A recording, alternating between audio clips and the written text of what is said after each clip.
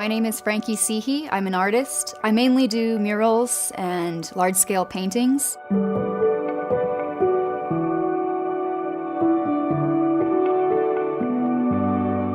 Whenever I make work, I do a little bit of research, and I love taking pictures of what I find.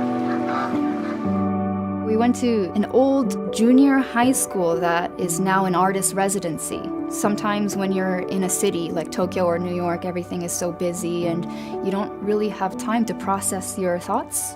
When you're here and surrounded by nature and openness, it's more about what you want to express. Just getting lost in the streets and kind of forgetting about other things and just focusing on being inspired.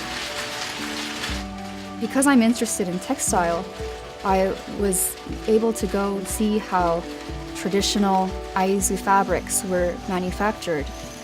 It was interesting to see how they did that and to learn the history and how rich the history was.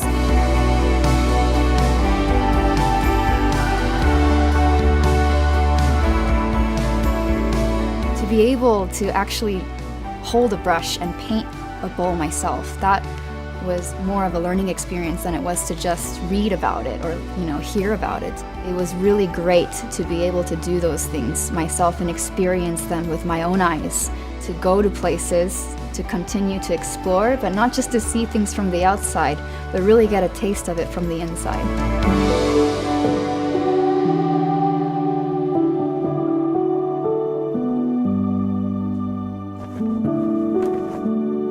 I feel like Japanese art has a very rich appreciation towards nature.